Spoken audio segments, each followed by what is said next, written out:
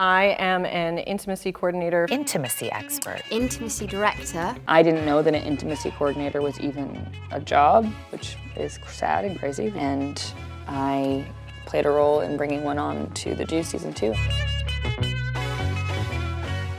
I'd explain it, and the most common reaction to that was either, wait, we don't have that? Or why haven't we had that up until now? An intimacy coordinator steps into a scene to help actors choreograph physical and emotional intimacy. So that includes having conversations about boundaries, about how their characters may express love or lust, and making sure that there's both chemistry and consent. So if you're doing stunts, you're not just going to go in there and improv something, because safety is involved. The same thing is involved in scenes of intimacy, if not more so. And while the women at Intimacy Directors International have been doing it in theater productions for the last 15 years, Hollywood is just getting on board, thanks to one actress who helped change everything. I'm trying to do my job here. That's Emily Meade. She stars in HBO's The Deuce, a show about sex workers in 1970s New York. After this, they're all gonna want me. After shooting season 1, she was ready for some change. It just so happened when we were entering season 2, everything with Me Too and Time's Up started to explode. It did make me start to think about what ways I have felt uncomfortable or perpetuated these things not changing or these boundaries not being respected. So she got the ball rolling with support from veteran actress and co-star Maggie Gyllenhaal. On The Deuce, where there's so much sex, a group of us together created this new job of an intimacy expert. I just went to HBO and the producers of the show and asked for somebody to be there to sort of oversee and liaise on the communication and just the sex scene and be there purely to protect and oversee that. So, you know, my first interview, I sat down and all the executive producers are there and they all just look at me, and legal is there, and they look at me and like I'm a fake creature and are like, so how does this work? It was just like any other interview, except they were interviewing for a position that they had never hired before. What do you think that need is? That need is the cultural crisis we're in right now. That need is realizing that the way we have done it before is not good enough. In our culture of yes, it's like following the director's voice from off in a distance.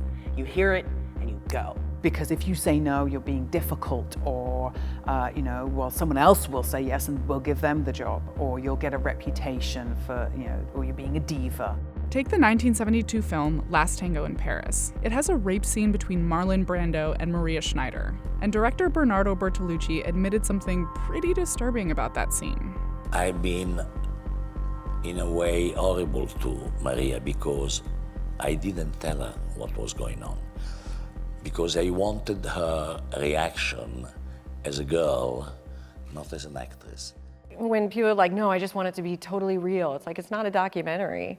We're not there to shock someone into a performance. I got nominated! For what? Best Supporting Actress. I had to simulate giving oral sex. I was afraid to actually do that. I was afraid to have those images of me existing. So just to have Alicia, to begin with, to very honestly and candidly talk to her about my fears about that. And then on the day, she was there and watching the monitor and reporting back to me what it looked like and how it felt. It wasn't even that Alicia changed anything about the scene, it was just talking about it and processing it and digesting it. After Me Too, people are realizing they don't have to just go along with it, that they have a right to sovereignty of their bodies and their experiences. And the idea that if there's a part that's too painful or hurts, we are creatives. You can find some other way to tell that story if you need to. You must. So it's those clear boundaries that gives a performer the freedom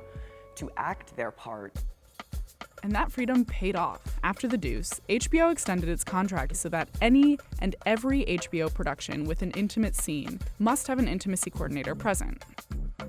How did that feel when you found that out? It was the most proud moment of my life. And that sounds like I'm like taking on all the credit, and obviously there's so many, HBO and Alicia, and the fact that there was intimacy coordinators to begin with. I feel proud and excited, and also excited for you know, once I leave the Deuce, I hope that this can continue, and I'm guessing it's not going to be my last time ever having sexuality on a show. And even people who might not want an intimacy director say they can see the benefits. I don't actually, at this point, want another voice in my ear, but I want that for the people who are starting out. People like the young, mostly newcomer cast of the Netflix show Sex Education. Did you just fake it? So we had a workshop with an intimacy director. What's beautiful about this movement and what we're trying to really put out there is that we are bringing this out there with generosity and with openness, that we can help.